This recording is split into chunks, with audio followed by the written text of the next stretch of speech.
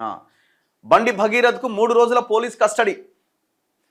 So ఆయనకి bail ఇవ్వాలనేమో బండి భగీరథ్ తరపు న్యాయవాదులు ఆయనని కస్టడీకి అప్పగించాలని కస్టడీ పిటిషన్ వేసి ఇటు ఎవరైతే పోలీసులు డీసీపీ సిట్ ఏర్పాటు చేశారు కదా, డీసీపీ రితిరాజ్ ఆధ్వర్యంలో వీళ్ళు కేసును వాదించడం జరిగింది, విచారణ జరిగింది. ఇందులో భాగంగా ఈ ఈ కేసు తీవ్రత దృష్ట్యా జడ్జి 3 రోజుల కస్టడీకి అనుమతిస్తూ నిర్ణయం తీసుకుంది, ఆదేశాలు ఇచ్చింది.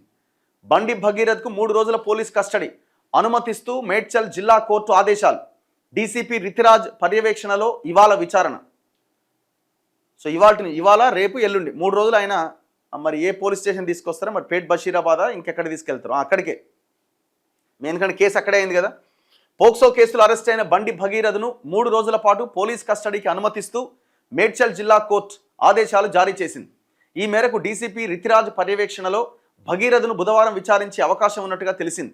బాలిక పట్ల అసభ్యంగా ప్రవర్తించాడన్న ఆరోపణలతో బండి భగీరథ్పై ఈ నెల 8వ తేదీన పేట్ బషీరాబాద్ పోలీస్ స్టేషన్లో పోక్సో కేసు నమోదైంది.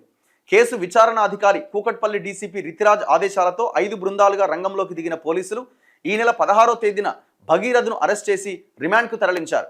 అయితే నిందితుడిని పూర్తి స్థాయిలో విచారించి మరిన్ని ఆధారాలు సేకరించేందుకు పోలీస్ కస్టడీకి ఇవ్వాలని పేట్ బషీరాబాద్ పోలీసులు న్యాయస్థానంలో పిటిషన్ దాఖలు చేశారు. మరోవైపు ఈ ఆరోపణలు నిజం కాదని, కుట్రపూరితంగా ఇరికించారని, ఈ కేసులో బెయిల్ మంజూరు చేయాలని భగీరథ్ తరపు న్యాయవాదులు పిటిషన్ దాఖలు చేశారు. ఈ 2 పిటిషన్లపై మంగళవారం వాదన విన్న మేడ్చల్ మొదటి అదనపు జిల్లా సెషన్స్ న్యాయమూర్తి తిరుపతి పోలీసుల వాదనతో ఏకీభవించారు. బండి భగీరథ్ను 3 రోజుల పోలీస్ కస్టడీకి అనుమతిస్తూ ఆదేశాలిచ్చారు. ఈ నేపథ్యంలో చెర్లపల్లి జైల్లో రిమాండ్లో ఉన్న భగీరథ్ను పేట్ బషీరాబాద్ పోలీసులు బుధవారం కస్టడీలోకి తీసుకోబోతున్నారు.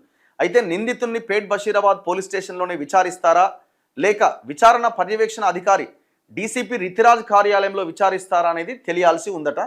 మరి వాళ్ళు నిర్ణయం తీసుకొని అటు తరలించే అవకాశం ఉంటుంది. మరి ఈ 3 రోజుల కస్టడీలో ఎట్లా ఏం విచారిస్తారు, ఏం బయటికి లాగుతారు ఏంటన్నది చూడాలి. ఈ 3 రోజుల విచారణ కూడా చాలా కీలకం కాబోతున్నది టోటల్ ఎపిసోడ్లో, చూడాలి మరి.